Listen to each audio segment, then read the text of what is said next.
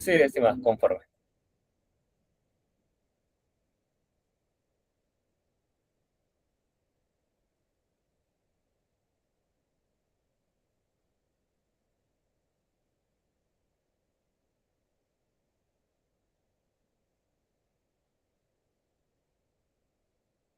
Bien,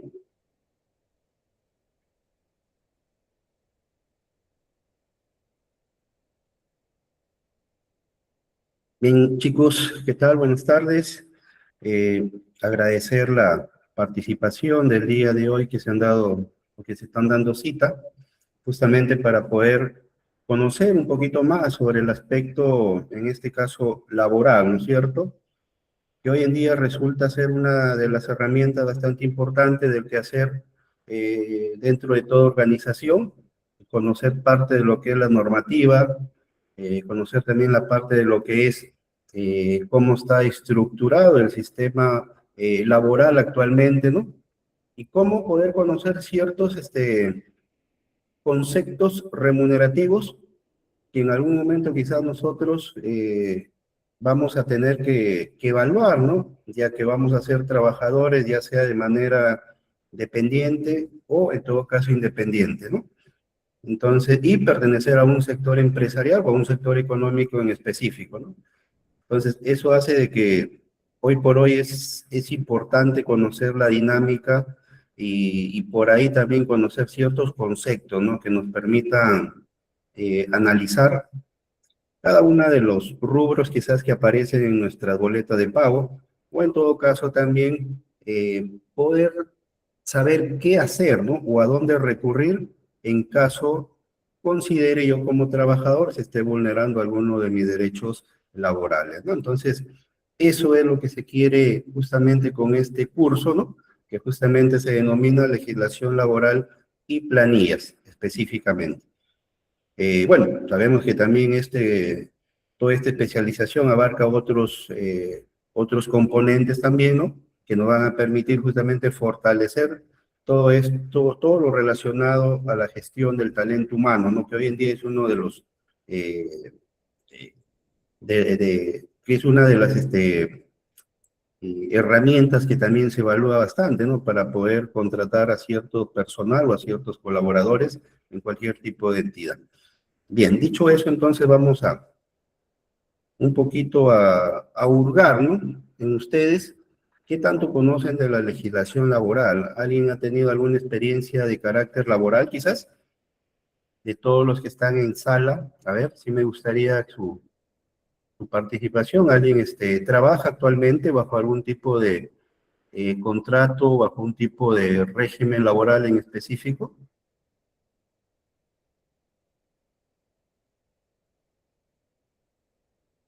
A ver, los invito a participar, por favor.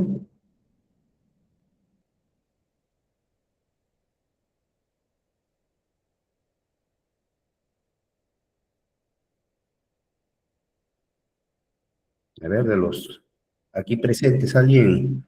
A ver, Salvador. Salvador, está alzando la mano, ¿sí? A ver. Sí, buenas tardes, maestro. Yo, pero específicamente yo no vivo en el Perú, yo vivo en México. Obviamente es una legislación totalmente diferente, supongo, pero bueno, yo estoy inmerso en la parte de programación de las nóminas, pero como tal, pues obviamente debo de conocer la legislación.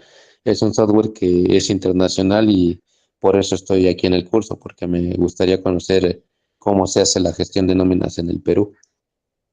Correcto. Muy bien, Salvador. Agradezco tu participación. Es cierto, ¿no? A veces eh, las legislaciones son distintas, ¿no? Las normativas son distintas, tanto laborales, tributarias, ¿no? Fiscales de los distintos países, pero hay conceptos, hay principios justamente dentro del ámbito del derecho laboral que son universales, ¿no? Que quizás por ahí vamos a ver algunos, pero que sin embargo sí, bueno, quizás en algún momento eh, esto pueda tener algún tipo de necesidad, pues conocer la realidad de otros países, ¿no? Porque al final y al cabo, con la globalización que existe en estos momentos, nos permite a nosotros como profesionales poder desarrollarnos en cualquier parte del mundo, ¿no? O sea, no es una limitante eso, ¿no? Simplemente es también un poquito de poder adecuarnos a las distintas realidades, a los distintos tipos de legislación. Bien, Salvador, gracias por tu participación. A ver, de los restantes, alguien que esté dentro del territorio peruano activamente elaborando.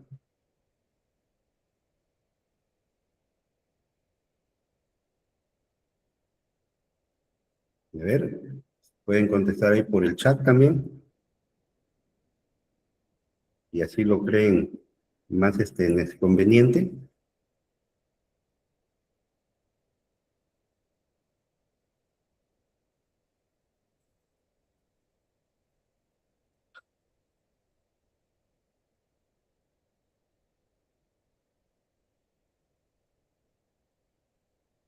Bueno, un poquito como para poder hacer historia, el tema el tema laboral no es algo nuevo, no es algo reciente, ¿no? Esto viene desde hace muchos siglos atrás, ¿no?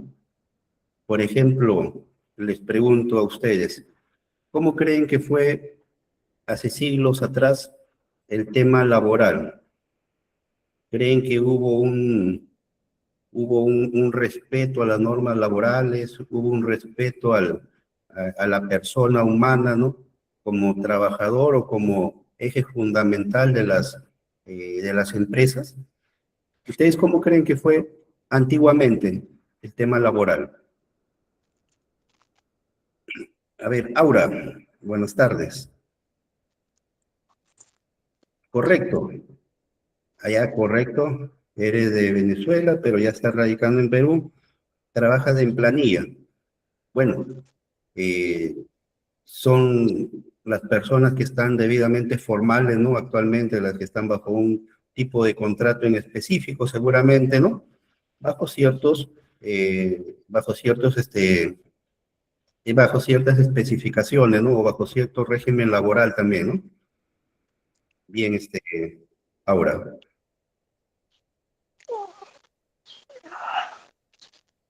Yo creo que hay maestros desde, si vamos a la historia, pues obviamente en la época del feudalismo y todo eso, pues obviamente había una explotación, ¿no? Sobre los, digamos, siervos o porque no se podían considerar trabajadores, ¿no? Pero a nivel mundial, pues obviamente siempre fue eso y pues inclusive en Estados Unidos, ¿no? Ahora sí que los mártires de Chicago y todos fueron los que empezaron a pelear por condiciones laborales que dignificaran el trabajo humano. Así es, correcto. Sí, pues, es cierto, ¿no? Esta denominación que hoy en día tenemos como trabajador, ¿no? No siempre fue así, ¿no? Si nos remontamos un poquito más atrás en la historia humana, al inicio o antes que exista el derecho laboral como tal, a las personas se los consideraba, ¿no? Recuerden, esclavos, ¿no? Se vivía en una esclavitud, ya se comercializaban a las personas, que lógicamente a través del tiempo, a través de ciertas luchas, ha podido reivindicarse justamente su papel protagónico, ¿no? Del ser humano dentro del ámbito laboral de las entidades, ¿no? Entonces, hay mucho todavía que poder analizar dentro de ese aspecto, ¿no? Pero vamos a ver un pequeño vídeo que nos va a permitir ahí poder hacer un resumen y poder llegar pues a este contexto actual en el que vivimos, creo, o en el que estamos todos actualmente inmersos, ¿no? Vamos a ver el vídeo rapidito, ¿ya? Para que ustedes puedan tener también esta, eh, esta evolución, ¿no? Que ha venido dándose a través del tiempo.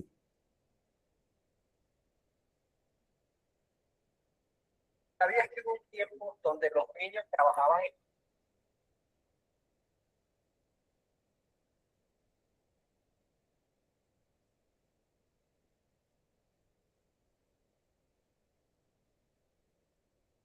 Entonces,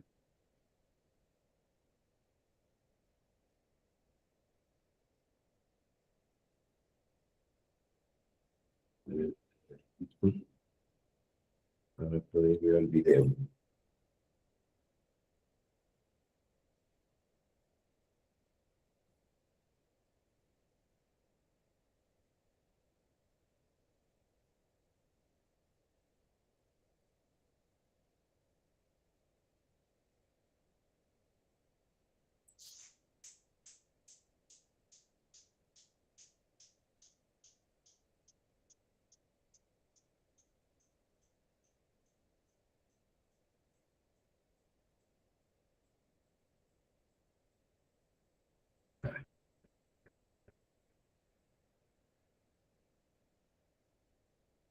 ¿Se visualiza el vídeo? ¿Ven? No, Sí, se sí se logra visualiza ver. el texto.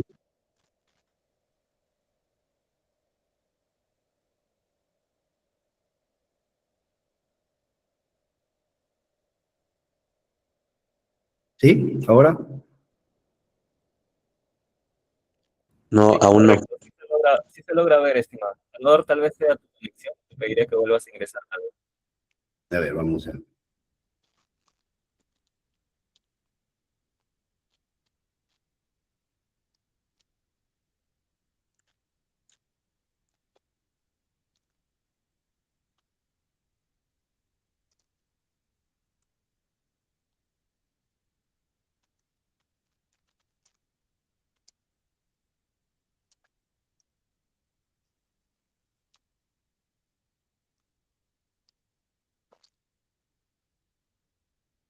A ver, ¿me confirman?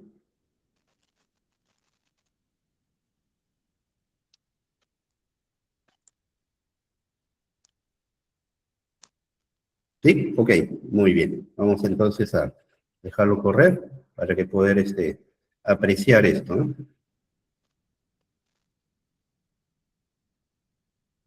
Trabajaban en fábricas durante 12 horas. Sí, así es. La historia del derecho laboral está llena de luchas y victorias que cambiaron el mundo del trabajo para siempre. Durante la Edad Media, los gremios y asociaciones de artesanos jugaron un papel crucial en la regulación del trabajo. Estos gremios comenzaron a establecer normas sobre las condiciones laborales, salarios y aprendizaje dentro de oficios específicos. Este proceso se intensificó a partir del siglo XII, cuando empezaron a redactar ordenanzas y fueros municipales que regulaban la actividad laboral en las ciudades. Con la llegada de la Revolución Industrial en el siglo XVIII y XIX, las condiciones laborales se deterioraron drásticamente. Los trabajadores enfrentaban largas jornadas de trabajo, salarios muy bajos y condiciones peligrosas. La mecanización llevó a la pérdida de muchos empleos artesanales, lo que provocó una migración hacia las ciudades industrializadas. Movimientos laborales sindicales. Este movimiento surgió al principio del siglo XIX. Consistía en trabajadores que destruían máquinas en protestas por las condiciones laborales y la pérdida de empleos. Aunque fue un movimiento violento, destacó la desesperación de los trabajadores y la necesidad de reforma. Los sindicatos comenzaron a formarse para luchar por mejores condiciones de trabajo, salarios justos y jornadas laborables razonables. Uno de los sindicatos más influyentes fue la Federación Americana de Trabajadores, la AFL, fundada en 1886 en Estados Unidos. Una de las primeras leyes laborales fue en el Reino Unido, en el año 1833. Esta ley fue una respuesta a las terribles condiciones de trabajo en las fábricas, limitando las horas de trabajo para los niños y estableciendo inspectores de fábricas para asegurar el cumplimiento de la ley. Esta sin duda fue una de las primeras intervenciones del gobierno en las relaciones laborales, la ley de las 10 horas en 1847. Esta ley limitó las jornadas laborales de las mujeres y los niños a 10 horas diarias. Fue un paso importante hacia la regulación de las horas de trabajo y protección de los trabajadores vulnerables. Durante la Primera Guerra Mundial, el derecho laboral experimentó cambios significativos debido a la exigencia del conflicto, como por ejemplo, reducción de derechos y libertades. El patriotismo inicial llevó a los trabajadores a aceptar condiciones laborales más duras. Se redujeron derechos y libertades, y los sindicatos renunciaron a sus demandas de reducción de horarios y aumentos de salarios y derecho a huelga. La Conferencia de Paz de 1919 creó la Comisión de Legislación Internacional de Trabajo, que fue fundamental para la formación de la Organización Internacional de Trabajo, OIT. Esta organización busca establecer normas laborales internacionales para mejorar las condiciones de los trabajadores. La posguerra trajo consigo un reconocimiento de la necesidad de cohesión social y estabilidad. Esto llevó a la inclusión de derechos laborales en el marco constitucional, como la Constitución de Weimar en Alemania, que promovía la negociación colectiva y salvaguardaba los derechos de los trabajadores. Estos cambios reflejan cómo la guerra no solo afectó el campo de batalla, sino también la estructura social y laboral de la época. El caso de las Matis Chile en 1888, también conocido como la Huelga de las Cerilleras, fue un evento significativo de la historia laboral británica. Esta huelga fue protagonizada por mujeres adolescentes que trabajaban en las fábricas de cerillas, Brilliant y May en Bonn. un distrito de este de Londres. Estas trabajadoras protestaban contra las duras condiciones laborales, que incluían jornadas de 14 horas, bajos salarios, multas arbitrarias y enfermedades graves causadas por el fósforo blanco, como la fosfonecrosis.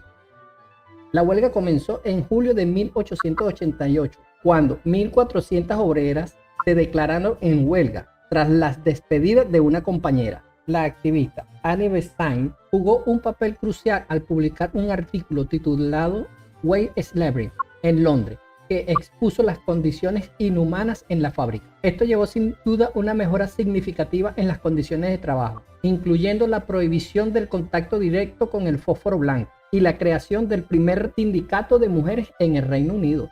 La huelga de Pullman en 1894 fue un evento significativo en la historia laboral de Estados Unidos. Esta comenzó el 11 de mayo de 1894, cuando los trabajadores de la compañía Pullman de la fábrica de vagones de tren iniciaron una huelga en respuesta a la reducción de salarios sin correspondiente disminución de los alquileres de viviendas de la compañía. La huelga se extendió rápidamente y fue apoyada por la Unión de Ferroviarios Americanos, la ARU, liderada por Eugene V. Debs. La ARU organizó un boicot nacional en contra de todos los trenes que llevaban vagones Pullman, lo que paralizó en gran parte el transporte ferroviario en todo el país. El presidente Grover Cleveland envió tropas federales para romper la huelga, lo que resultó en enfrentamientos violentos y la muerte de decenas de personas. La huelga finalmente fracasó, pero tuvo un impacto duradero en la política laboral de Estados Unidos y en la percepción de los derechos de los trabajadores. Sin duda, Inglaterra fue el país pionero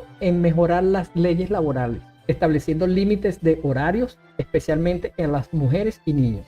Después de Inglaterra, otros países europeos comenzaron a seguir su ejemplo. Alemania fue primero en adoptar significativamente la introducción de la Ley de Seguro de Enfermedad en 1883 y la Ley de Seguro de Accidentes en 1884, bajo el liderazgo de Otto von Bismarck. Francia también fue pionero en la legislación laboral, con la promulgación de la Ley de Accidentes de Trabajo en 1898. A pesar de los avances en el derecho laboral, algunos países siguen siendo especialmente vulnerables en este ámbito. Según el Índice Global de los Derechos de la Confederación Sindical Internacional, la CSI, los países con mayor violaciones de derechos laborales incluyen a Bangladesh, Bielorrusia, Brasil, Colombia, Egipto, Guatemala, Turquía y Zimbabue, entre otros. Estos países enfrentan problemas graves como la falta de libertad de asociación, restricción a la negociación colectiva y la represión del derecho a huelga. Además, en muchos de estos lugares, los trabajadores se enfrentan a violaciones, arrestos arbitrarios y, en casos extremos, incluso asesinatos. El reconocimiento del derecho laboral como un derecho humano es un tema fundamental en la justicia social y la protección de los derechos de los trabajadores.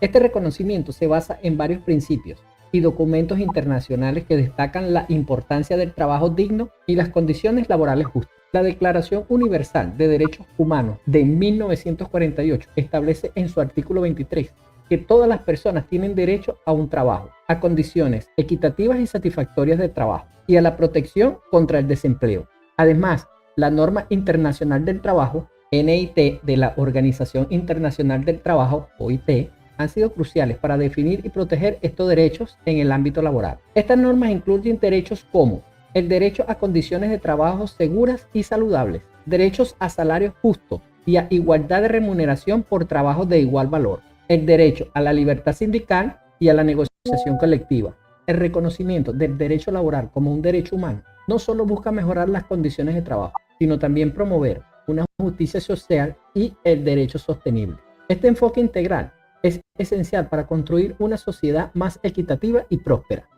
¿Has llegado?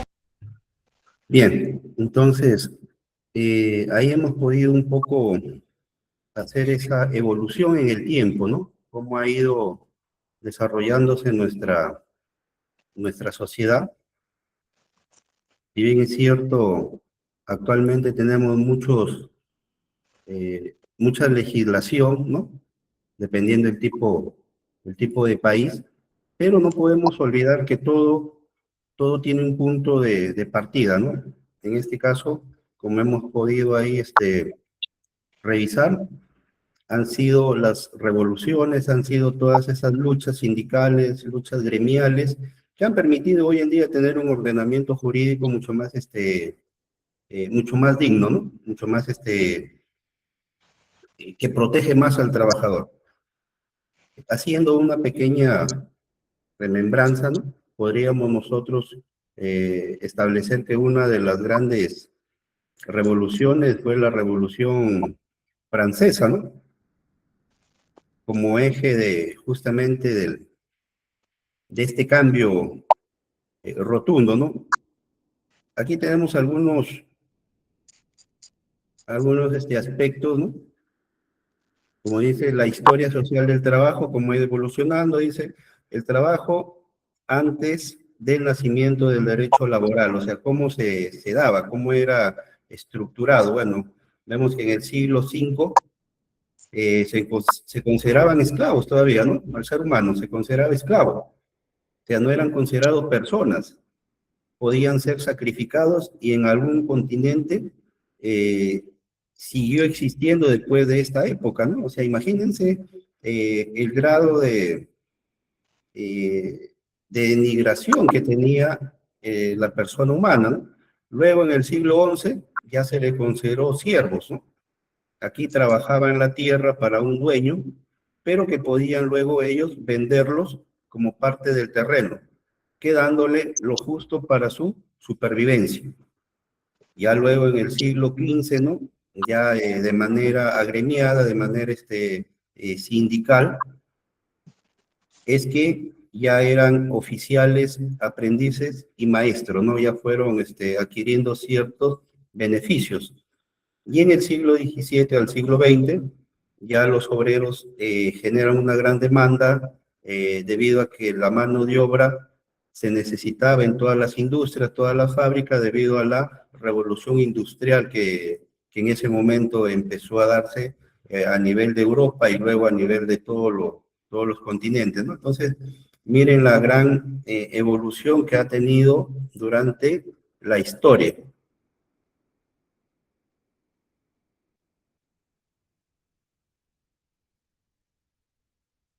Tenemos también un dato bastante importante, ¿no? ¿Cuál era la situación laboral dentro de la revolución industrial, ¿no? Por ejemplo, ahí existía lo que es el trabajo infantil. Prácticamente los niños que tenían 5 años ya eran obligados a trabajar en minas y eran azotados para que estuviesen despiertos. La jornada laboral era entre 12 a 19 horas diarias.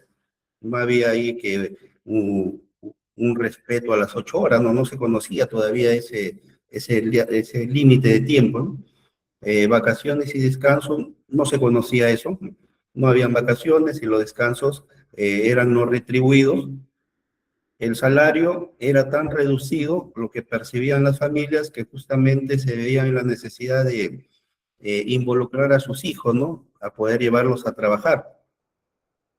Protección social y seguridad e higiene no existía, ¿no? Estaban prácticamente expuestos a cualquier tipo de contagio, como hemos podido ahí ver en el video, ¿no? También no había pues, un régimen sanitario, ¿no? De atención o de previsión, y los sindicatos y derecho de huelga eran considerados delitos, ¿no? Entonces, miren el grado de denigración que tenía el ser humano, ¿no? Antes de que genere o que sea ese punto de quiebre a través de la Revolución Francesa y también a través de ciertos mecanismos jurídicos que hoy en día tratan de proteger a la persona, ¿no?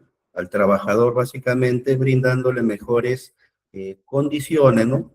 Para que pueda tener una dignidad, ¿no? Porque hemos dicho que el trabajo lo dignifica, ¿no? Al ser humano. Y la pregunta es, ¿conocían ustedes esta situación laboral que se daba antiguamente? ¿Conocían algo de ello?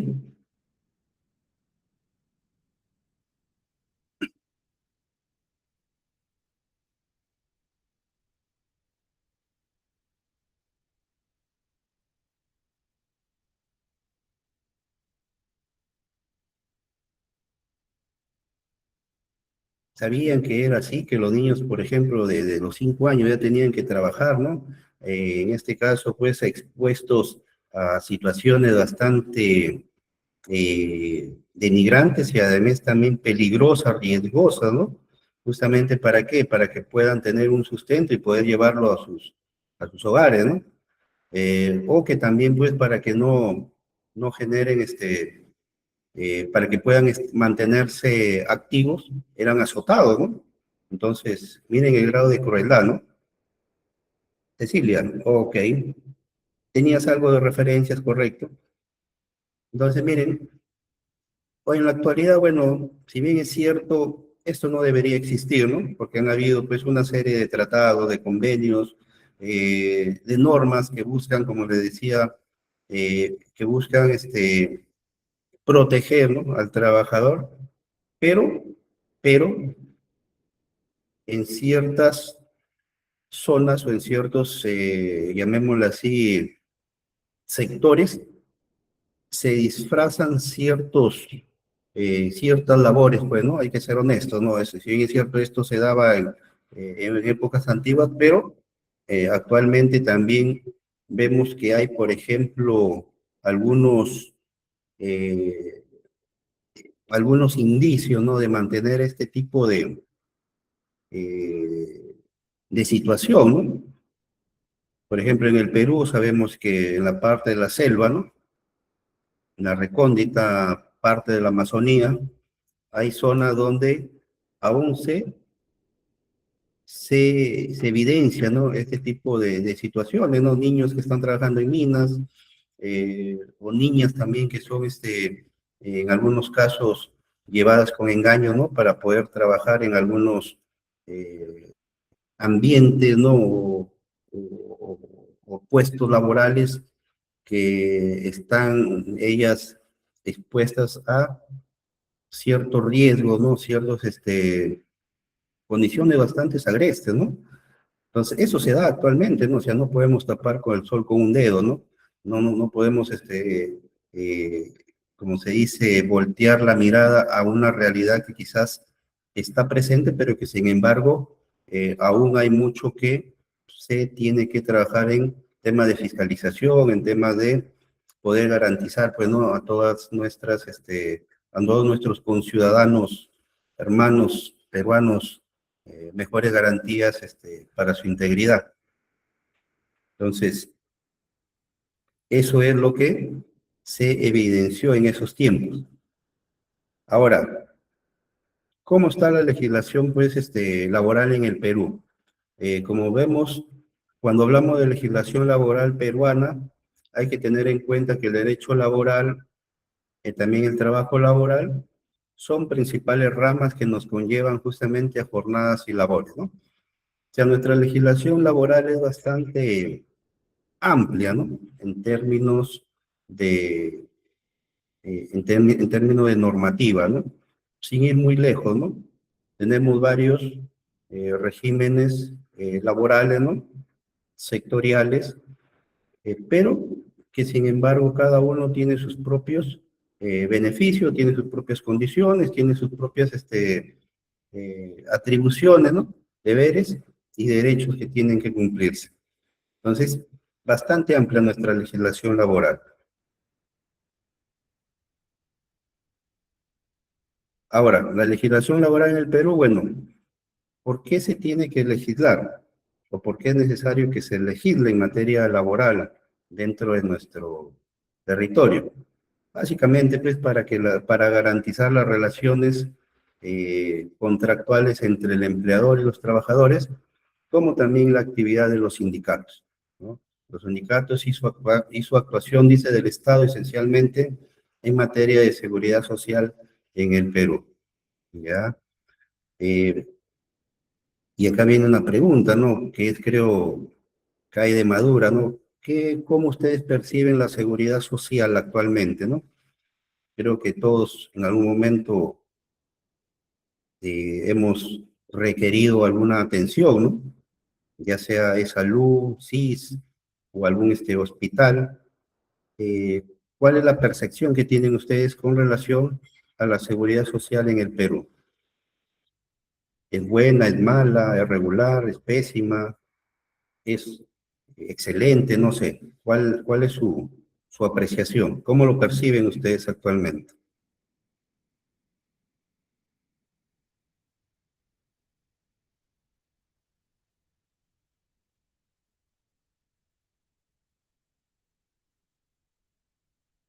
Pueden escribir acá en el chat sus respuestas, ¿no? Con una sola palabra, ¿no? Eso es básicamente un indicador, ¿no? Para poder conocer, ¿no? Cuál es su punto de vista.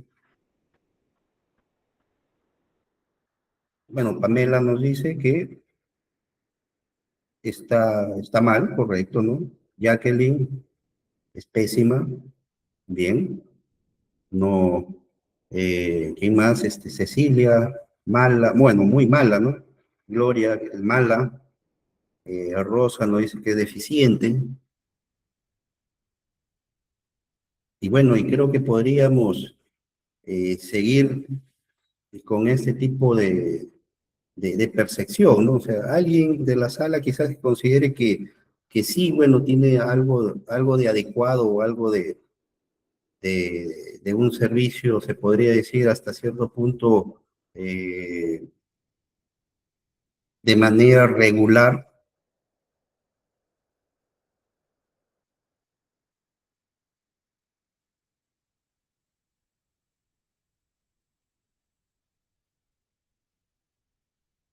Creo que no hay, ¿no? Entonces, y esa es la percepción que creo la gran mayoría, por no decir todos los peruanos, tienen, ¿no? Sobre el, el tema de la seguridad social, que es uno de los ejes fundamentales, ¿no? Dentro del ámbito laboral también, ¿no? Pero bueno, eso ya es materia de otro tipo también de análisis, ¿no? Debido a que, como dijo su compañera, obedece también a otros factores, ¿no? Que puedan también verse involucrados, ¿no? Y es cierto, nosotros conocemos la realidad, ¿no? Los que hemos podido tener algún tipo de atención, pero también habría que poder hacer un análisis mucho más exhaustivo, ¿no? ¿Por qué llegar a esas instancias, ¿no? Una pregunta, disculpe. Sí, Bueno, no dentro del desconocimiento que tengo una duda o una consulta en general. correcto. En teoría, el e-salud es una entidad privada. Efectivamente, cada colaborador realiza un abono mensual mediante el empleador. ¿Hay alguna forma o hay alguna ley de que ese dinero no vaya directamente a salud, sino a una entidad prestadora de salud o a un seguro privado, dependiendo de la elección del colaborador? Pues 100% obligatorio de que el dinero ingrese directamente de salud, a pesar de que el colaborador no quiera. Correcto.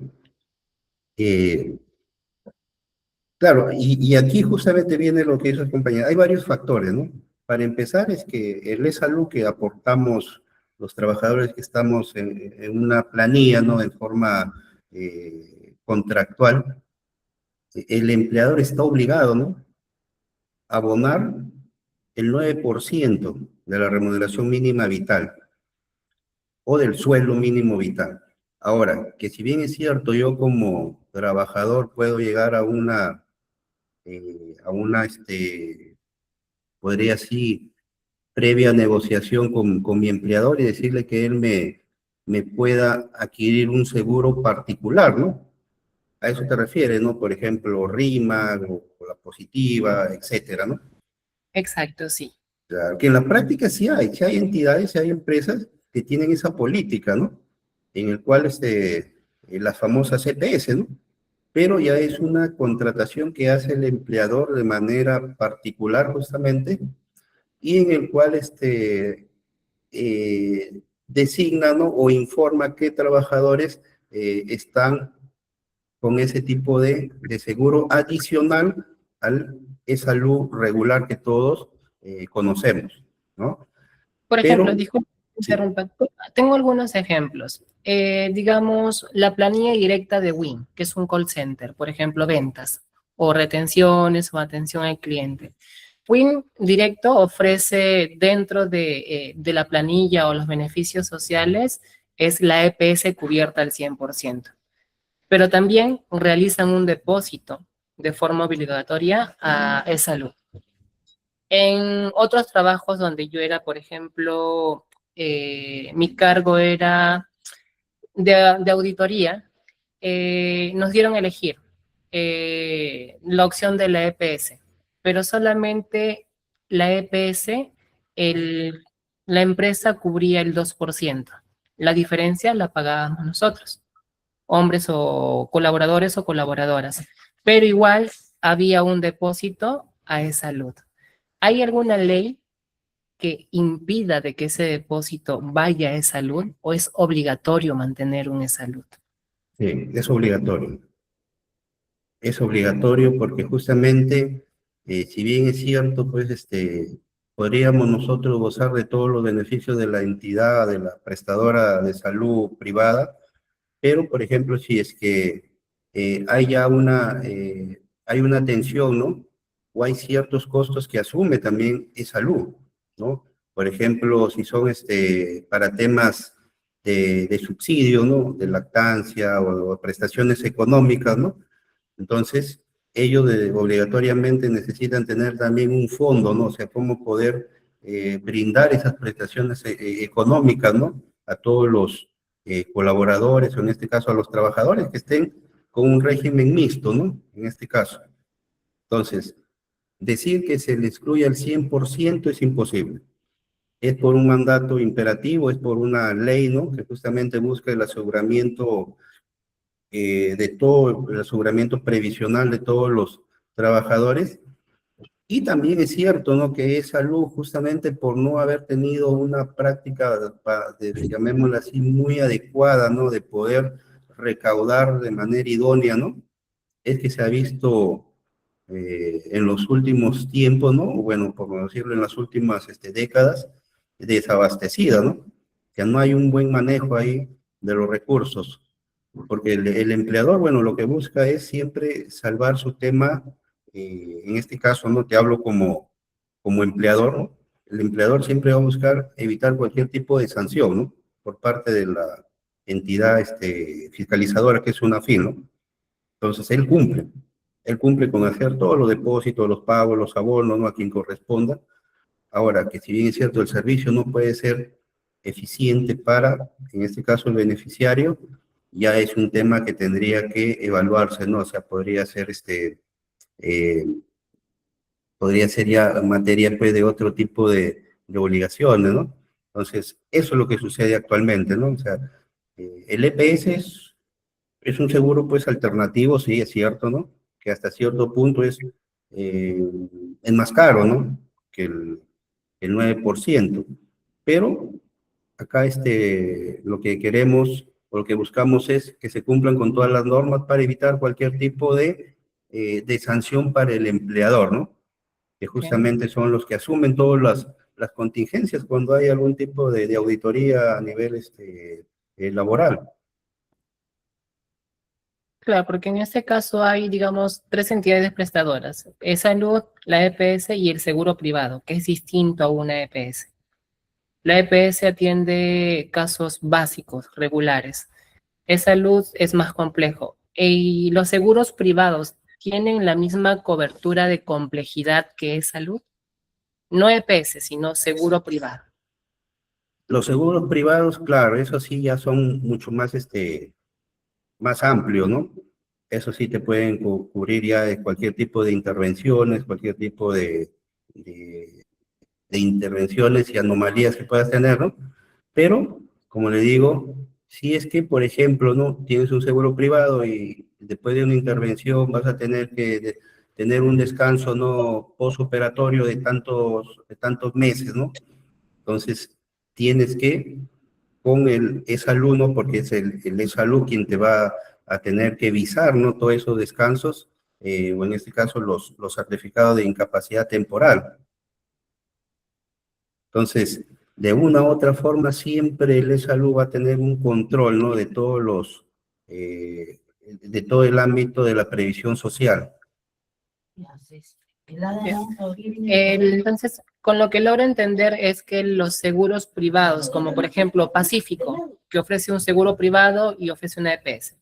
Me baso yo en ese momento solo en el seguro privado. ¿El seguro privado no cubre los descansos médicos o no cubre los subsidios? Sí te los va a cubrir, pero, como te digo, eso va a tener que estar avalado o visado por una entidad, en este caso del seguro, ¿no? Salud va a tener que emitir los certificados de incapacidad temporal.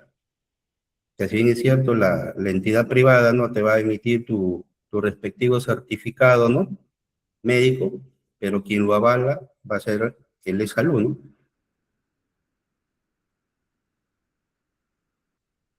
Ok, mis dudas quedaron despejadas. Gracias. Ok, No me presenté, me disculpo, mi nombre es Victoria Pasos.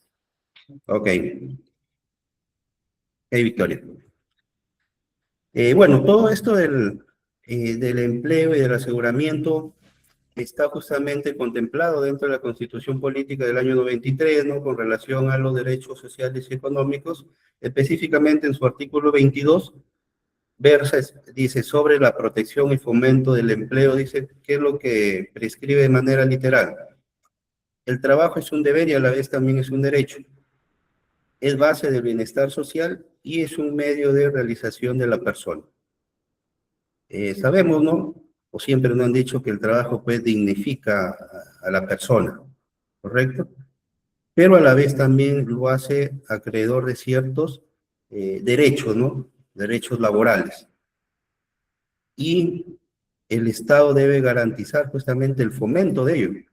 Por eso que en el artículo 23, en el artículo siguiente, ¿qué es lo que establece? El trabajo en sus diversas modalidades es objeto de atención prioritaria del Estado, el cual protege especialmente a la madre, al menor de edad y al impedido que trabaje, ¿no? Se podría decir a las personas vulnerables, ¿no? Es por ello que justamente ahorita que estamos en una campaña electoral, ¿no es cierto? Debería evaluarse o debería tenerse en cuenta ciertos criterios, ¿no? Para poder ver quién de todos los aspirantes a la máxima encargatura, qué es lo que está proponiendo, ¿no? Con relación al tema de poder cumplir estas directrices, ¿no? Que están dentro de la Constitución, ¿no?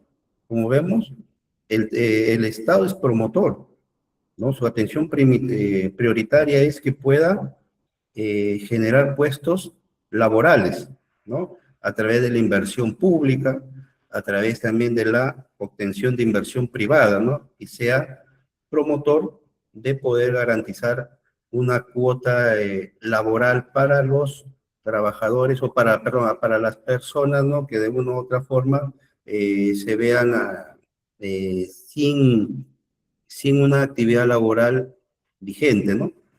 Esto también sucedió mucho en tiempo de la pandemia, ¿no? Cuando muchos trabajadores, debido a una emergencia sanitaria, bueno, tuvieron que cesar sus actividades, ¿no? Y el Estado trató de ver la manera cómo poder evitar que se rompa el vínculo contractual, ¿no?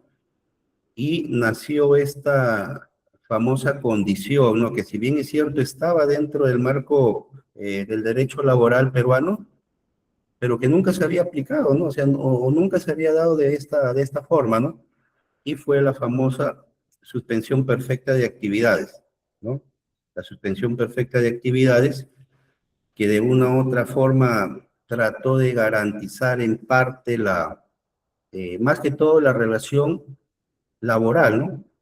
Pero que fue en algunos casos insostenible. ¿Por qué? Porque nadie pues estuvo, como se dice, o nadie podía estar sin generar ingresos de manera permanente, ¿no? Muchos creo que tuvieron que renunciar, ¿no? Para poder optar por otro tipo de actividades, ¿no? Entonces, ¿por qué se le llamó suspensión perfecta de actividades? Porque como nadie podía trabajar, ¿no? Porque estábamos en cuarentena o porque había la emergencia sanitaria, las actividades productivas, algunas, no todas, se vieron imposibilitada de continuar, y el trabajador tampoco percibía un ingreso económico por tal, ¿no? Que es distinto, por ejemplo, a la suspensión imperfecta, ¿no?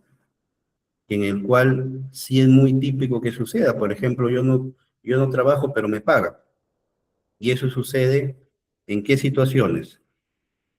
En la cual tú no trabajas, pero sin embargo el empleador te reconoce el tiempo que no laboras.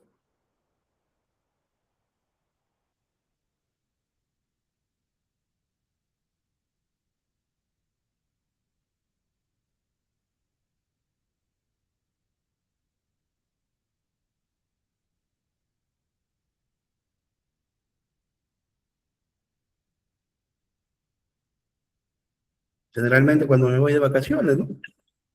¿O me equivoco?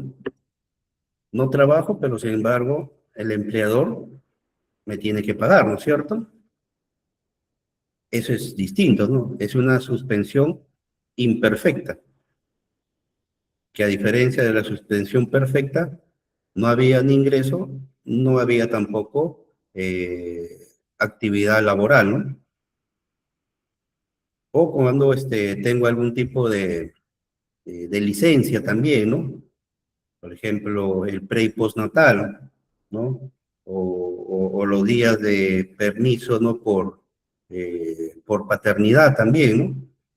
Entonces son situaciones típicas que sí están o se dan de manera muy frecuente, ¿no? Cuando hubiera algún tipo de estas situaciones, ¿no?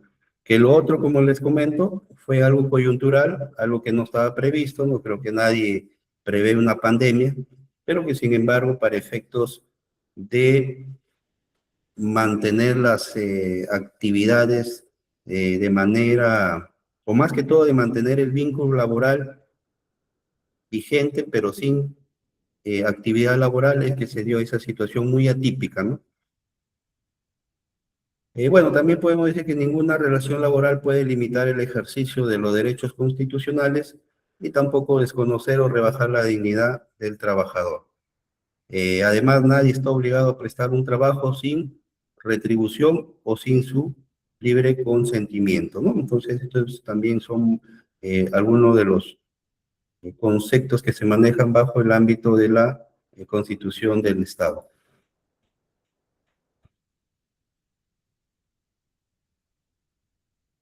Bueno, así es, Victoria, correcto. La situación atípica no fue remunerada, ¿no? No fue remunerada, pero la condición o ¿cómo se llama esto? El, la tipicidad, ¿no? Contractual fue suspensión perfecta, ¿no? O sea, no hay remuneración, pero tampoco hay actividad laboral, ¿no?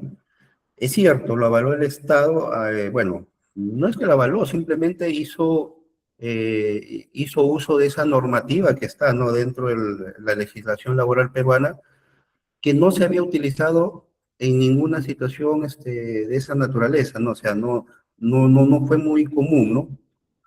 Pero estaba previsto, ¿no? En ciertas situaciones, que claro, generó ciertos, mm, controversias, ¿no? Entre trabajadores, ¿no?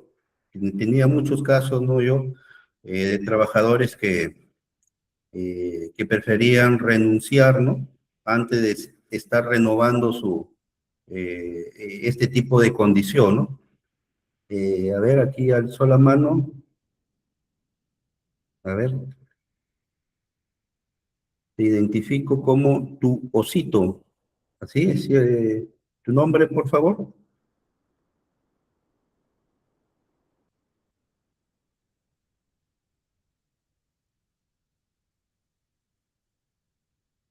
Sí, a ver, ¿quiere participar?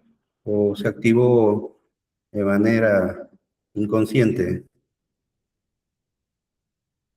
Ok. Bien. Entonces, seguimos, ¿no? El derecho laboral, bueno, como sabemos ya, el derecho laboral viene a ser el conjunto de todas estas normas jurídicas que se dan de trabajador a trabajador o de trabajador a patrón y viceversa también, ¿no? Patrón o empleador, como se conoce también muy frecuente. ¿Cuál es la finalidad justamente que busca el derecho laboral? La finalidad del derecho laboral o derecho de trabajo es compensar, dice, en el nivel jurídico, estas desigualdades entre empleador y trabajador, lo que implica, dice, proteger al trabajador como la parte más débil, dando lugar al principio tuitivo o función protectora del Estado. Entonces, nuestro marco laboral, ¿no?, del derecho siempre va a buscar o garantizar que se reconozca, pues, al trabajador, en este caso, como la persona que está en cierta desventaja frente al empleador, ¿no? Lógicamente que para eso tiene que evaluarse todo el caso, ¿no? Por ejemplo, si es que verdaderamente ha habido una vulneración de los derechos fundamentales del trabajador, ¿no es cierto? O el no reconocimiento de sus derechos laborales, ¿no? O en todo caso también alguna sanción que haya sido de manera desproporcionada, ¿no? O de manera que no cumpla con criterio de la razonabilidad, ¿no? Entonces, es por ello que se tiene que evaluar, ¿no? Ahora, lógicamente que para poder llegar a una instancia de esta naturaleza, pues a un nivel jurídico, siempre se trata de evitar o llegar a esa etapa, ¿no?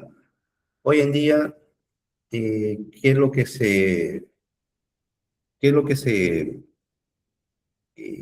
sugiere, ¿no? O qué es lo que se está dando con mayor frecuencia? Porque un juicio laboral, ¿no? Una demanda laboral implica tiempo, ¿no? Implica tiempo, implica más gasto, ¿no? Implica muchos factores. Entonces, si es que hay una buena predisposición de empleador y trabajador, existe lo que es los medios de conciliación extrajudicial o medios alternativos de solución de conflictos, que es justamente hoy en día un medio válido para poder evitar llegar a instancias jurídicas mayores, ¿no? Y también, ¿no? Por ejemplo, los juzgados laborales, para poder aceptar una demanda de tipo laboral, lo que hacen es, primero, solicitarte si ya realizaste tu conciliación extrajudicial con el empleador, ¿ya? ¿Debido a qué? Debido a la demasiada carga procesal que tienen por todos los juicios que tienen pues, los juzgados, ¿no? Entonces, lo que quieren es un poco minimizar esa carga a través de este mecanismo de resolución de conflictos, ¿ya? Entonces, si es que, por ejemplo, no han podido llegar a un acuerdo empleador y trabajador, el conciliador extrajudicial emite, ¿no?, su resolución en el cual no hubo acuerdo, ya no hubo conciliación, y con eso ya pueden ir a un juicio, ¿no?, a una demanda laboral. Lo mismo sucede, ¿no? Quizás si tienen ahí algún caso o algún conocido que se le haya presentado, cuando es el tema de alimentos también, ¿no? Para evitar la demasiada carga laboral, ¿no? En temas de alimentos, ¿qué es lo que hacen? También, ¿no? El juzgado respectivo te solicita, el juzgado de familia solicita, sí, el padre y la madre ya han conciliado, ¿no? Porque esa acta tiene el valor de un juez, entonces tiene que respetarse lo que se ha pactado dentro del acta de conciliación.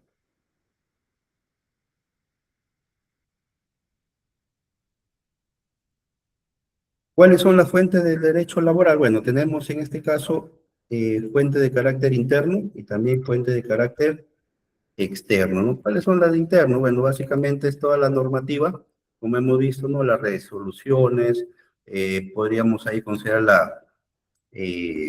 la Constitución, ¿no es cierto? La Constitución política, también tenemos lo que son todas las jurisprudencias que se han dado, ¿no?, en materia del derecho laboral, reglamentos internos, ¿no?, de trabajo, o sea, todo lo que está relacionado con fuentes internas. También ahí tenemos, ¿no?, reglamentos comunitarios, directivas, convenios con la OIT también, ¿no? Cuando ya son fuentes externas, aquí obedece ya a todo lo que son, pues, convenios o tratados, ¿no? Jurisprudencia internacional, convenios internacionales que se hayan podido realizar dentro de ese marco jurídico.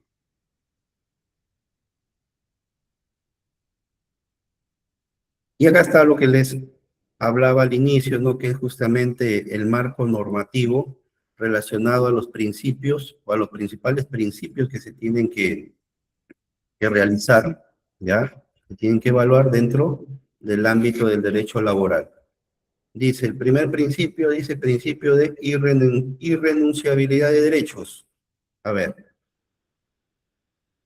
¿qué podríamos nosotros entender sobre este principio? Irrenunciabilidad de derecho.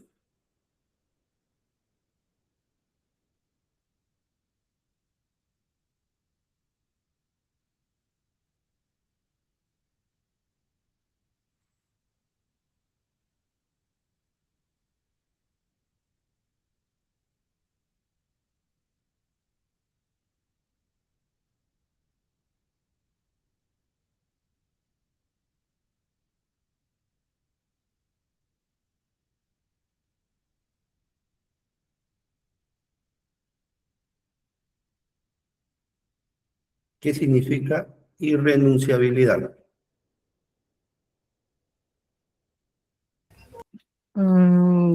Bueno, dentro el poco conocimiento que tengo es que ningún colaborador puede renunciar a sus derechos principales como colaborador dentro de una organización. Por ahí, sí. A ver, por ejemplo, ¿no? Si es un principio, ¿no? Que se aplica de manera muy rigurosa. Por ejemplo, ¿no? El empleador, ¿no? Les dice, ¿sabe qué? Va a haber reducción de personal, ¿ya? Pero con el ánimo de que ustedes sigan trabajando, tienen que firmarme que este año no van a recibir gratificaciones. Y a veces, pues, uno con el ánimo de continuar, ¿no? O sea, de seguir teniendo la actividad laboral, ¿no? Firma esa carta o firma esa renuncia. La pregunta es, ¿tendrá un efecto jurídico eso? ¿Será válido? No, no es válido porque son los beneficios sociales que le corresponde a cada colaborador. Exacto, ¿no? O sea, esa firma, ¿no? O ese tipo de renuncia, ¿no? A ciertos beneficios laborales no tiene efecto jurídico, ¿no? O sea, los derechos fundamentales en el ámbito laboral son irrenunciables, ¿ya? No tendría validez exactamente, ¿ya? Y no lo digo yo, sino pueden ustedes revisar también la Constitución Política del Perú en su artículo 26, inciso 2, establece que los derechos laborales son irrenunciables, ¿correcto? Así como horas extras, vacaciones, gratificaciones, CTS, etcétera, ¿no? Todo lo que son beneficios laborales.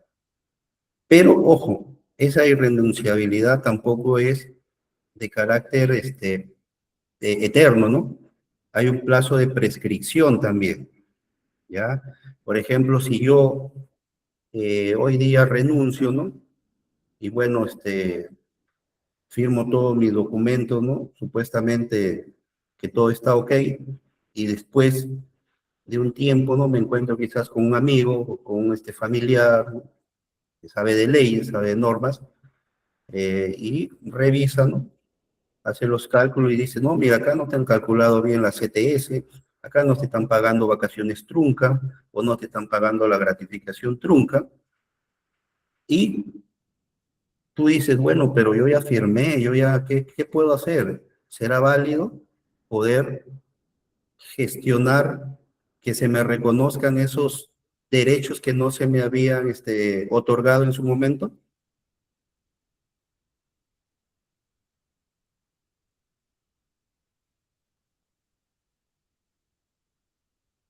Gloria, ¿qué nos dice? Que sí. Ya. A ver, ¿y más?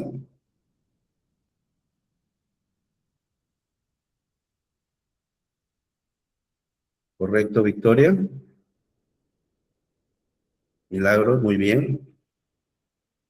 Efectivamente, chicos, sí. O sea, sí podría yo ejercer justamente aplicando este principio de irrenunciabilidad de derechos. Pero, ojo, como le decía, también hay un plazo, llamémoslo así, de prescripción. Y después de culminado el vínculo laboral y después de 4 años posteriores a ello, yo no he ejercido este principio del derecho, entonces ahí sí yo ya no podría solicitarlo, o yo ya no tendría la misma, el mismo valor, ¿ya? Por eso que hay que hacerlo o hay que tratar de que, si es que yo sé que no se me ha reconocido de la manera correcta, hacerlo en el plazo más breve, ¿ya? O en el plazo más inmediato. Por eso que acá viene el otro principio, ¿no? Que va de la mano, que es el principio de inmediatez, ¿ya? El principio de inmediatez que justamente busca que todos los reclamos por parte del empleado, ¿no? Que hayan sido como sanciones, ¿no? Que le hayan aplicado, sin producirse un lapso de tiempo, pues, demasiado prolongado, ¿no? Si bien es cierto, la norma no establece un tiempo específico, ¿no? Para la comunicación, pero no debería exceder los 30 días, ¿no? O sea, no se podría reclamar o sancionar por hechos que ya fueron olvidados, ¿no? En otras palabras, ¿no? Si, por ejemplo, llegaste tarde, ¿no? Llegaste tarde, ¿no? Y no te sancionaron o no te llamaron la atención y después de 2, 3 meses te van a hacer un llamado de atención, ¿no es cierto? Ya sea verbal o escrito, o sea, no tendría lógica, no tendría sentido, ¿no? O sea, bajo el principio de inmediatez, el máximo de tiempo debería darse dentro del lapso de 30 días, ¿no? No hay un tiempo establecido, ojo, no hay un tiempo establecido, pero por un tema de usos y costumbres en el derecho, se considera como tiempo máximo 30 días. Otro principio que también es muy aplicable cuando suceden situaciones de inspecciones, ¿no? O de fiscalizaciones de tipo laboral, ¿no? Que es el principio de la realidad. Este principio de la realidad, como le digo, es bastante aplicado, ¿ya? Como dice el principio, básicamente a la hora de poder conocer lo que ocurre en la práctica diaria es lo que va a primar sobre la base de los documentos o acuerdos que pueda presentar, en este caso, el empleador. Caso típico, caso bastante usual. Trabajadores, ¿ya? Que están laborando bajo contrato de locación de servicios, ¿ya? Contrato de locación de servicios, pero que sin embargo tienen un control de asistencia, ¿no? Cumplen una jornada de trabajo, tienen un ambiente donde desarrollan sus actividades, ¿ya? Tienen, quizás el empleador les ha facilitado, les ha otorgado una indumentaria, ¿no? Para que se identifiquen, o sea, uniforme. Entonces, la realidad que nos dice, ese trabajador es un trabajador de locación o es un trabajador dependiente de la empresa.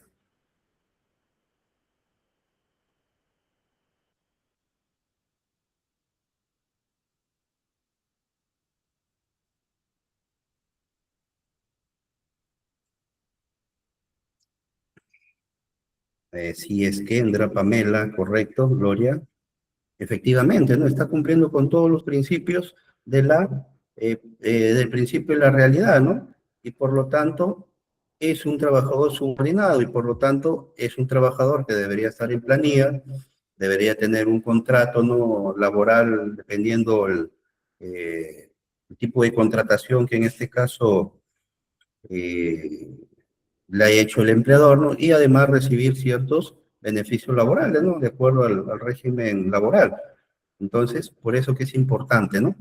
Este tipo de principio, ¿no? Y él lo aplica con bastante regularidad, el inspector de la SUNAFIL, ¿no? Cuando hace un recorrido o un barrido de información, ¿ya? Que es lo primero que hace, ¿no? Buscar todos los antecedentes, ¿no? El tiempo de antigüedad, ¿no? Qué día de trabajo, cuántos días a la semana labora, ¿no es cierto? Qué funciones cumple, etcétera, etcétera. Como dice el compañero Ronald, esto amerita un distinto tipo de contratación, ¿no? Es un contrato civil, básicamente, es una subordinación.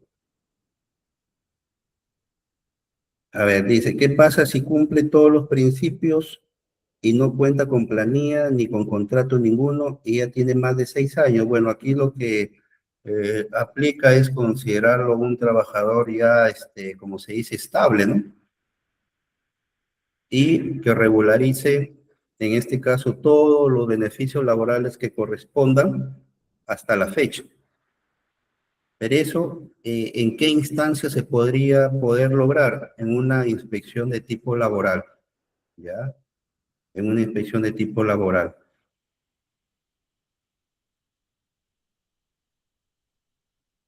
Si no tiene ningún tipo de regularización, entonces ahí estaría la empresa o el empleador cometiendo una infracción, ¿no? Pero ojo, a ver, les comento un caso, ¿no? Un caso similar.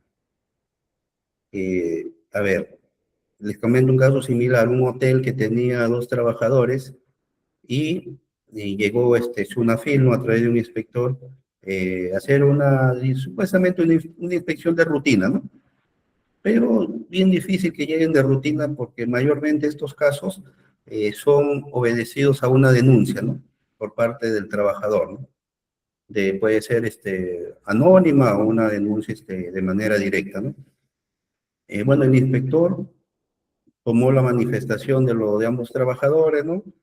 Eh, jornada de trabajo, día de descanso, actividad que realizaban, ¿no? Cómo le pagaban, etcétera, ¿no? Antigüedad dentro del establecimiento. Entonces, prácticamente era un trabajador que debía estar en planilla, ¿no? Debía estar en planilla y debió habérsele pagado todo su beneficio laboral. Ahora, ahí viene también mucho la habilidad de la parte de los abogados, ¿no? De los defensores de las leyes. Ojo, lo que hizo el inspector solicitó al empleador que le presentase toda una serie de documentos, ¿no? Los cuales no iba a tener, ¿no? ¿Por qué? Porque no cumplían. O si es que iba a regularizar, que le pudiera demostrar, ¿no? A través de los PDT, de las jornadas de trabajo, ¿no? Los cuadernos de control de asistencia, etcétera, que, que el trabajador, pues, estaba bajo otro tipo de contratación, etcétera, ¿no? Entonces, lo que se llegó ahí fue un acuerdo extrajudicial, ¿ya? Un acuerdo extrajudicial en el cual se sentaron tanto empleador como trabajador. Lógicamente que hubo un acuerdo y una indemnización de por medio del empleador al trabajador para que quede sin efecto todos aquellos actos inspectivos, ¿no? Hacia el empleador. O sea, en otras palabras, que esa acta de conciliación iba a servir para qué? Para poder justificar o regularizar todo lo que no se le había podido cumplir al trabajador anteriormente, ¿ya?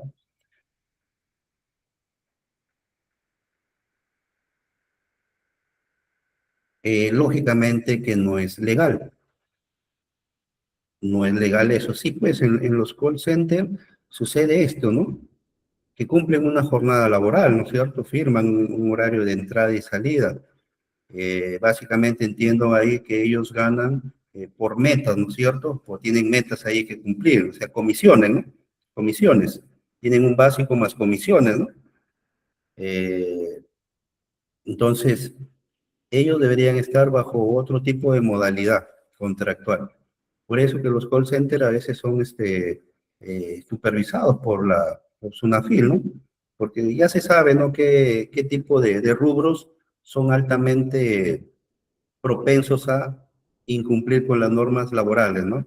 Call center, empresa de construcción también, ¿no? que no se los tiene bajo el régimen de construcción civil, sino se los tiene bajo otro tipo de régimen, un régimen laboral administrativo, ¿no? Entonces, ya SUNAFIL sabe o identifica cuáles son esas actividades y por lo tanto ya va con un criterio, ¿no? Con cómo poder realizar su labor, ¿ya? Claro, ¿es legal eso de estar bajo? No sería legal, ¿no? Miren, por último, ¿no? Persona que cumple todos los requisitos de subordinación debería estar desde el primer día de trabajo en planilla. Ahora que me pueden decir no, pero nos dicen que los 3 meses, ¿no? Del periodo de prueba vamos a estar con recibo por honorarios y luego nos van a poner en planilla, ¿no? Porque así hacen algunos, ¿no? O así claro, no engañan, sino hay otro término, ¿no? O sea, los motivan, ¿no? Los motivan a que continúen, ¿no? Bueno, dice uno, el trabajador dice, bueno, son 3 mesecitos, pasa rápido, y luego ya voy a estar en planilla, ya quiero mayores beneficios, etcétera, ¿no? Pero no, o sea, desde el primer día debería estar en planilla, ¿no? Y gozar de todos los beneficios, ¿no? Y si es un periodo de prueba, entonces el periodo de prueba no te dice que vas a estar bajo locación, deberías estar bajo una planilla. Periodo de prueba, más que todo, es para beneficio del empleador, ¿no? ¿Por qué? Porque si el trabajador no cumple metas, no cumple horario, o sea, no me demuestra eficiencia, yo como empleador, como tú estás en un periodo de prueba, yo te puedo retirar, ¿no? O sea, yo te puedo dejar de contratar ya, sin necesidad de que eso se considere como despido arbitrario, ¿no? O sea, eso lo protege al empleador. O sea, le da 3 meses, ¿para qué? Para que evalúe a sus trabajadores y pueda ver si es que verdaderamente cumple con sus expectativas y si es así, ya bueno, le puede renovar bajo otro tipo de contratación, ya no bajo el mismo periodo de prueba, porque el periodo de prueba es una sola vez. Ya no vas a estar todo un año en periodo de prueba, ¿ya? Tendría que haber otro tipo de contratación, ¿no? Podría ser, ¿no? Por obra o servicio específico, intermitente, a plazo fijo, ¿no? Etcétera, etcétera, ¿no? Dependiendo la naturaleza de la contratación, ¿no? Por eso es que es importante conocer ciertas naturalezas de contratos para poder reconocer si es que estoy en el correcto. Otro de los principios es el de razonabilidad, ¿no? Que también, ¿no? Es muy importante, ¿no? Como le decía, ¿no? Por ejemplo, un trabajador que llegue por primera vez, que ha cumplido, bueno, varios años, ¿no? De manera puntual, de manera permanente, es un trabajador bastante eficiente, y por una sola vez que llegó tarde o que tuvo llamémoslo así, tuvo algo intempestivo que se le presentó y por lo tanto no pudo cumplir con asistir ese día o en todo caso con entregar alguna información que requerían, etcétera, ¿no? Entonces, ahí viene el principio de razonabilidad, ¿no? Y la empresa lo sanciona despidiéndolo o lo sanciona en este caso suspendiéndolo, no sé, con una semana, ¿no? O suspendiéndolo con una amonestación económica, un resarcimiento económico. Ahí viene el principio de la razonabilidad también, ¿no? O sea, evaluar, ¿no? Si es un trabajador que nunca te ha dado ningún tipo de problema, de manera eventual, bueno, se presentó eso, bueno, lo primero que debería hacer ahí es buscar quizás ¿cómo se llama? Lo que el trabajador pudiera dar como prueba, ¿no? O sea, como su medio de defensa, ¿no? Y a partir de ahí, poder recién aplicar algún tipo de sanción que podría ser desde una llamada de atención verbal, una llamada de atención escrita o un memorándum, ¿no? Pero no ir a un extremo como un despido, ¿no? O un descuento, etcétera, ¿no? O sea, hay también razonabilidad y proporcionalidad en este tipo de principios.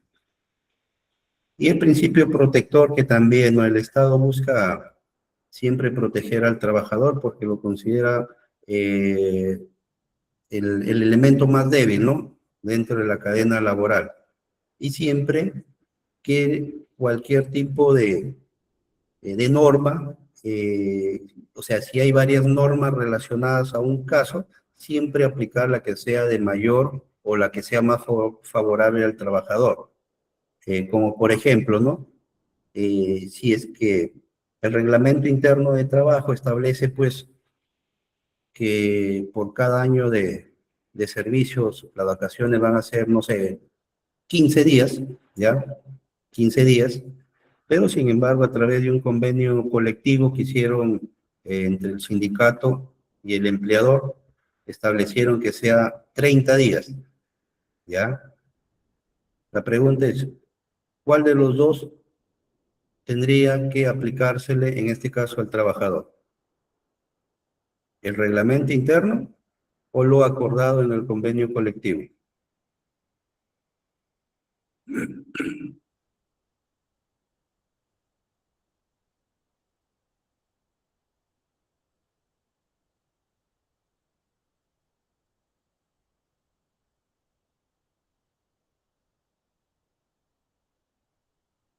¿Cuál sería aplicable bajo el principio protector?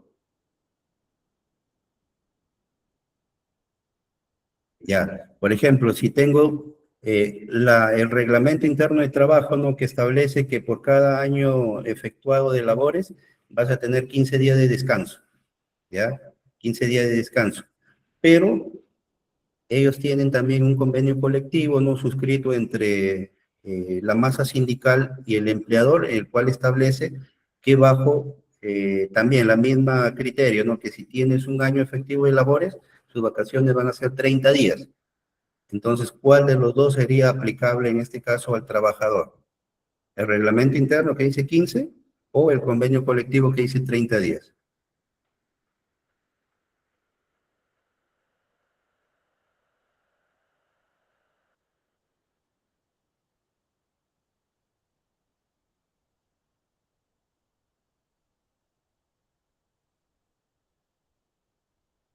Bajo el principio protector, justamente cuando hay ese tipo de normas, ¿no?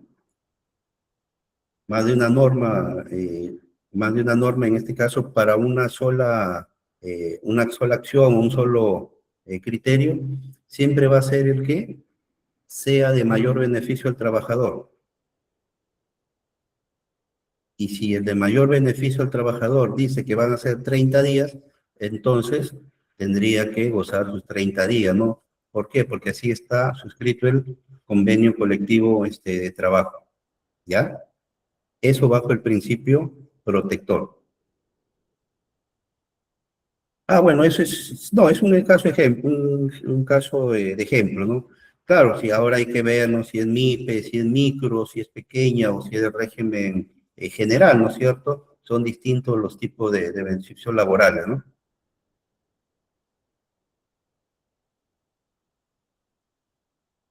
A ver, rapidito acá, por ejemplo, tenemos este caso. Dice, Juan trabaja en una empresa constructora, el empleador le pide firmar un documento donde declara que renuncia a su derecho de vacaciones y a gratificaciones a cambio de mantener su puesto de trabajo. Juan firma el documento por miedo a perder su empleo. ¿Qué principio le correspondería ahí?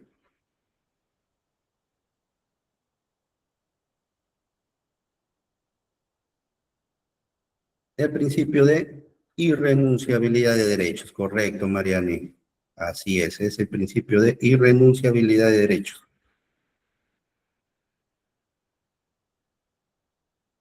Otro dice, María cometió una falta leve en su trabajo en enero.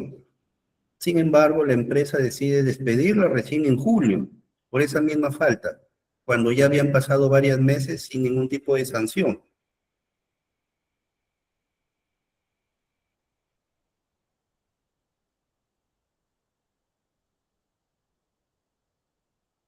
Aquí estaríamos bajo qué principio? De inmediatez, ¿no es cierto?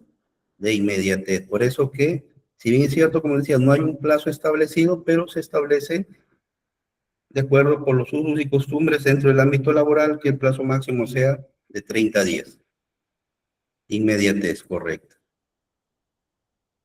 Otro dice, Carlos firmó un contrato como prestador de servicios independientes, pero en la práctica trabaja todos los días en la empresa, cumple horario, recibe órdenes de un jefe y utiliza los equipos de la empresa.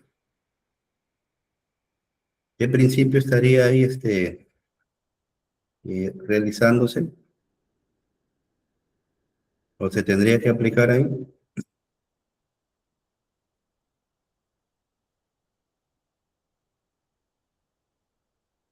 Mariani, Cecilia, principio de la realidad, ¿no? Principio de realidad, primacía de la realidad, correcto, Kendra, muy bien.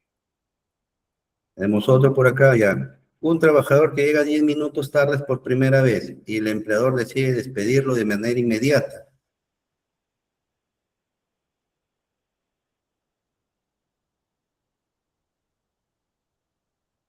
A ver. Principio de razonabilidad, ¿no es cierto?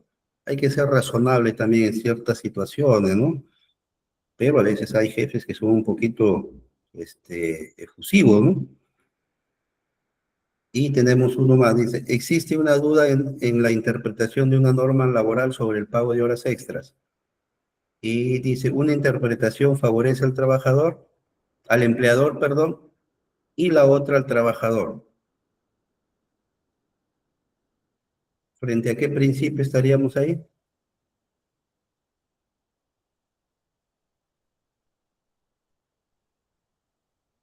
El principio protector, ¿no es cierto? Que si hubiera, por ejemplo, un tema de duda de interpretación de una norma, siempre se va a aplicar la que favorezca al trabajador, bajo el principio protector. Bueno, dentro de los principales derechos del trabajador y la legislación peruana, no podemos dejar de lado a estas tres instituciones que se encargan por velar los derechos que le corresponden, ¿no? Ministerio de Trabajo, ¿no? Que básicamente el ente rector, el ente que legisla, ¿no? Que emite todo lo que es la materia eh, legislativa, ¿no? Está la SUNAFIL como ente fiscalizador y tenemos el Poder Judicial como ente para actuar como órgano resolutor, ¿no? Entre conflictos laborales. Si bien es cierto, el Perú no tiene un código, dice, o una ley general de trabajo, ya que la legislación peruana en materia de derechos de trabajadores es muy dispersa, o sea, tenemos mucha legislación, existen tres regímenes laborales bastante marcados, y creo que ustedes los identifican, ¿no? Tenemos el régimen del decreto legislativo 276, o también conocido como régimen de los trabajadores del Estado, en otras palabras, régimen laboral del sector público. Tenemos el otro, el régimen para trabajadores de empresa privada, que está regulado bajo el decreto legislativo 728. Y tenemos el régimen de los contratos administrativos de servicio, conocido como CAS, que también tiene su propia regulación, que es el decreto legislativo 1057. ¿Ya? Y bueno, adicionalmente a ello también tenemos el régimen especial para las empresas con contrato de exportación no tradicional, el régimen de los trabajadores de la agroindustria, ¿no? Y también el régimen de las pequeñas y medianas empresas. Bueno, principales derechos que debe conocer cada trabajador, creo que el principal es el contrato, ¿no? El contrato de trabajo indeterminado y con una estabilidad si las labores en la empresa son de carácter permanente y si son ocasionales se justifican con contratos temporales, ¿no? Este derecho está muy ligado a los trabajadores que cuenten con un contrato y que su despido se realice por una causa comprobada y prevista en la ley.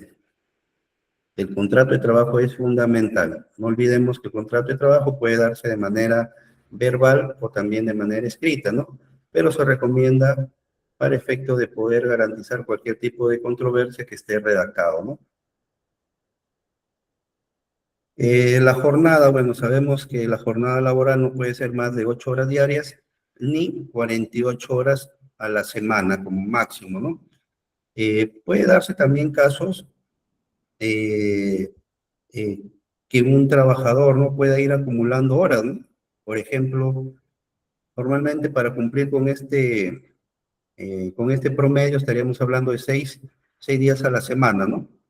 Pero ¿qué pasaría si yo, por ejemplo, en un día hago 12 horas, en otro 12, otro 12, y otro 12. O sea, estamos hablando de que en 4 días cumplo mis 48 horas a la semana. ¿Es válido eso?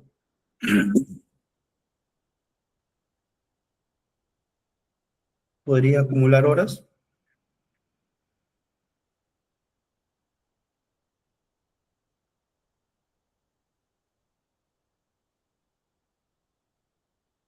Si bien es cierto, dice que no puede ser mayor a 8 ni 48 a la semana, podría eso sí ser de manera acumulativa, ¿no? Mucho va a depender del tipo de contrato y cuáles son la actividad en sí, ¿no?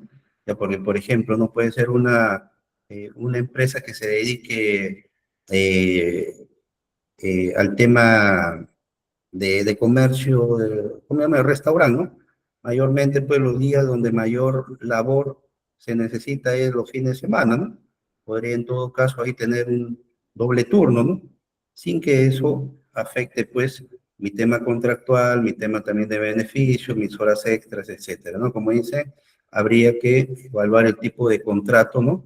Cómo se ha elaborado. Por eso que es importante el contrato laboral, ¿no es cierto?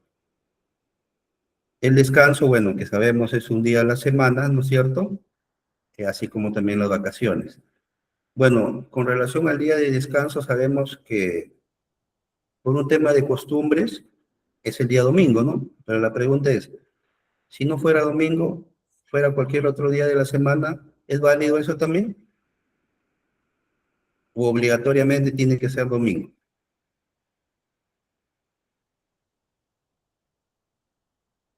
A ver, Depende del contrato. Por ejemplo, en los call centers manejan mucho el descanso rotativo. correcto. La cosa que tengan a la semana, su día de descanso, ¿cierto?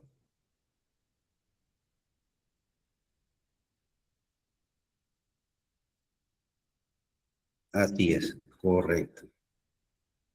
Sí, por ejemplo, hay, por ejemplo, actividades, ¿no? De espectáculo público, ¿no? Discotecas, bares, ¿no? Generalmente son los sábados y domingos donde hay mayor rotación de movimiento, ¿no? Entonces, ¿qué es lo que hacen? Rotan su día de descanso, que puede ser un lunes, un martes, un miércoles, ¿no? Entonces, mucho va a depender también cómo esté estructurado jerárquicamente eh, la empresa, ¿no? Otro también es la seguridad y salud en el trabajo, ¿no? Hoy en día es un derecho fundamental de todos los trabajadores y tiene como objetivo prevenir los accidentes de trabajo y enfermedades ocupacionales, ¿no? Entonces, por eso que hoy en día se ha ahondado bastante con con esta política de seguridad y salud en el trabajo, ¿no? Hay inspecciones con relación a ello. También de elaborar todos los planes de contingencia, ¿no? Si es que hubieran incidentes o accidentes, ¿no? Dentro del centro laboral. O sea, todo eso obedece a principios o en ese caso derechos del trabajador. El seguro de trabajo también, ¿no? Como el SCTR, Seguro Complementario de Trabajo a Riesgo. Bien es cierto, no todas las empresas o no todos los trabajadores comprende este SCTR, pero sí las empresas que tengan trabajadores con actividades de alto riesgo, ¿no? Minas, puede ser empresas que se dedican al tema, ¿no? Eléctrico, ¿no? Al tema industrial, ¿no es cierto? El tema también eh, de manipulación de residuos sólidos, ¿no? Etcétera, ¿no? O sea, todo lo que tenga que ver con actividades de alto riesgo debería de manera obligatoria contarse con un SCTR, ¿no? A empresas constructoras también, ¿no? Por el tema de manipulación de equipos, de materiales. Y también no tienen derecho a la libre asociación y negociación a través de un sindicato. Y bueno, también para ver qué derechos tiene cada régimen del trabajador en el Perú, se debe consultar los decretos legislativos que lo regulan. ¿Por qué? Porque cada uno de ellos mantiene sus propios derechos y pueden variar uno con relación al otro, ¿no? Señor Anderson, También, disculpe dime. que me interrumpa. Los sindicatos, ¿el objetivo del sindicato cuál es? Hasta el momento no lo he llegado a comprender. Mira, los sindicatos nacieron con una finalidad, justamente tener un trato cercano, ¿no? Entre la masa laboral, ¿no? Entre los trabajadores y los altos directivos o funcionarios, ¿no? O sea, que sea el nexo entre ellos, ¿no? O sea, por eso esa fue la naturaleza de que se establecieran los sindicatos, ¿no? Y poder llegar a negociaciones, ¿no? De tipo colectivo, ¿no? Por ejemplo, si yo quiero mejoras salariales para mis trabajadores de construcción civil, ¿no? Entonces, ¿qué hago? Converso con el gremio, ¿no? Con los altos directivos y les mejoramos sus comisiones, sus tasas, sus bonos, etc. Lo mismo pasa, ¿no? Con el tema de magisterio, ¿no? Tienen su sindicato, la CGTP, ¿no? Etcétera, ¿no? O sea, son gremios que albergan bastantes masa laboral. Pero con el tiempo como que un poco perdió su esencia, ¿no? ¿En qué sentido? De que quienes eran solamente beneficiados eran justamente los que representaban a los sindicatos, ¿no? O sea, ellos sí tenían bastante beneficios y los que habían apostado por esos representantes, al final se veían, pues, no muy satisfechos, ¿no? Entonces, en el tiempo fueron perdiendo eh, su presencia. No, no digamos que no existan, sí existen ahorita aún gremios importantes sindicales, como le decía, ¿no? La CGTP, el gremio de sindicato de construcción civil, el sindicato de docentes universitarios, el sindicato de profesores, ¿no? De educación básica, etcétera, ¿no? Pedro Castillo justamente fue elegido por gran parte de apoyo que tuvo de esos sindicatos gremiales, ¿no? Entonces, pero hoy en día las empresas, ¿qué es lo que tratan? Justamente, no es que no existan sindicatos, sino buscar ese nexo directo. O sea, como dice Alonso, evitar ese puente, ¿no? Si es que tú como, podríamos decir, directivo, funcionario, ejecutivo, bajas y concilias con los trabajadores, quizás eh, ves sus necesidades, ¿no? O sea, los escuchas, estableces políticas, ¿no? De poder ver los grados de satisfacción que tiene cada uno de ellos, entonces podrías empezar ahí a tener una mejor conexión, ¿no? O sea, evitar los intermediarios. Y eso en la práctica ha servido para qué? Para que empresas privadas, los sindicatos ya no funcionen, ¿no? O ya se desactiven. ¿Por qué? Porque si el de arriba, ¿no? El jefe, o llamémoslo así, o el gerente, llega a poder tener una buena conexión con los trabajadores, y lógicamente se necesitan ciertas habilidades blandas, ¿no? Como liderazgo, empatía, poder de negociación, etcétera. Eh, Ellos van a querer, preferible, ¿no? Con el dueño del circo, como se dice, preferir negociar, ¿no? Antes que con los intermediarios. ¿Por qué? Porque a veces, pues, se servían para poder timar o a veces solamente beneficiarse una cúpula, ¿no? De trabajadores. Entonces, ese es un poquito el manejo de los sindicatos, ¿no? Que se ha venido dando. Y bueno, por ejemplo, el tema de la participación de trabajadores en las utilidades también no es muy usual, pero también dependiendo del tipo de régimen laboral, ¿no es cierto? Por ejemplo, las microempresas no tienen este beneficio, ¿no? O este derecho. También hay que cumplir con ciertos criterios para poder beneficiarse con la participación de utilidades, ¿no? Entonces, todo eso lo vamos a ir viendo ya de manera más a fondo conforme avancemos dentro de la dinámica del curso. Y bueno, y como conclusiones podríamos llegar a que el trabajo tiene que ser realizado siempre por la propia persona, ¿no? El jefe no puede obligar al trabajador que haga algo en contra de su voluntad, ¿no? El resultado del trabajo es del empresario. Ojo, el resultado del trabajo es del empresario. El trabajador jefe o el de la empresa. Por eso hay reglamentos, hay normas no internas. La jornada laboral está compuesta por la jornada diurna, nocturna o una jornada mixta. Ninguna relación laboral puede limitar el ejercicio de los derechos constitucionales, ni tampoco desconocer o rebajar la dignidad del trabajador. y nadie está obligado a prestar algún tipo de trabajo sin retribución o sin su libre consentimiento. Entonces, esas son algunas de las características que tiene nuestra legislación laboral peruana. Como hemos visto, es muy amplia, mucho va a depender, ¿no?, en qué tipo de régimen laboral, en qué tipo de actividad económica nos veamos involucrados, porque en función a eso hay ciertos deberes y también derechos que nosotros como trabajadores deberíamos reconocer y deberíamos también exigir. Si hubiera alguna pregunta hasta este punto, chicos.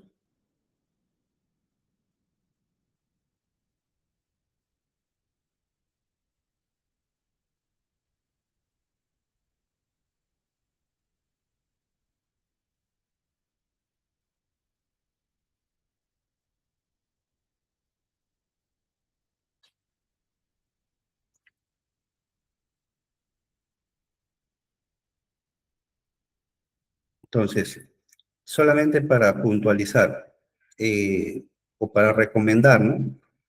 Este tipo de conocimiento, de charlas, ¿no?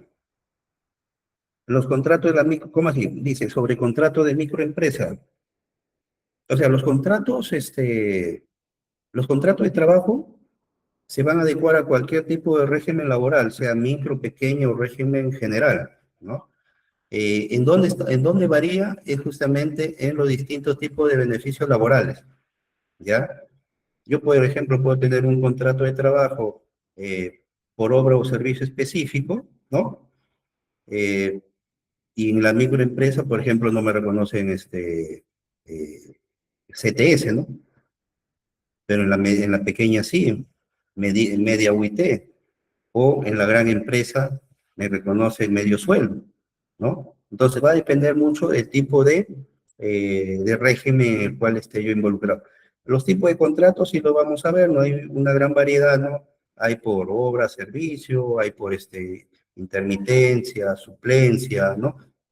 Contratos indeterminados, ¿no? Hay contratos por part-time también, ¿no? Eso lo vamos a ir viendo conforme avancemos para poder tener un conocimiento de cuáles son los que mayormente son aplicables también, ¿no? Dentro de nuestra legislación. Y cada uno de ellos obedece a una temporalidad también, ¿no? O sea, los contratos de trabajo no son eternos. Tiene que verse la naturaleza también si es que se cumple la temporalidad del tiempo, ¿no? Y si es que ya se han agotado los tiempos máximos, ¿no? Porque imagínense, ¿no? Hay personas a veces que están laborando pues 10, 20 años bajo el mismo tipo de contrato, ¿no? O sea, eso ya perdió eficacia, ¿no? ¿Por qué? Porque ya superó los límites máximos y eso ya se considera como un trabajador indeterminado, ¿no? El tema de subsidios, a ver, sí, vamos a tocarlo, sí. El tema de subsidios para ver cómo el postnatal, ¿no? También subsidios por lactancia, etcétera, ¿no? El tema de subsidios más que todo son casuísticas, no son casos más de tipo aplicativo.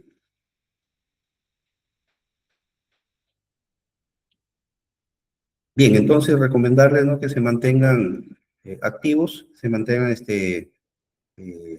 permanente en este curso, que esto le va a permitir, como les decía, conocer un poquito más de la legislación peruana. Ya es muy amplia. También hay la legislación tributaria, legislación agraria, etcétera, ¿no? Entonces, pero acá vamos a poder profundizar dentro de lo que es materia laboral, ¿ya? Y bueno, y todo conocimiento, no olviden que siempre debe de tener un sustento, ¿no? O sea, las certificaciones son importantes. Hoy en día que todo el conocimiento se exige que esté debidamente sustentado. Seguramente ustedes en algún momento van a presentar su CV, ¿no? Y lo primero que le van a pedir es, a ver, demuéstrame si tienes conocimiento, ¿no?, en computación, tienes conocimiento en inglés, tienes conocimiento en legislación, en planillas, etcétera, ¿no? Por eso que es importante sustentarlo, ¿no? Bien, si no hubiera ninguna otra pregunta, damos pase al coordinador.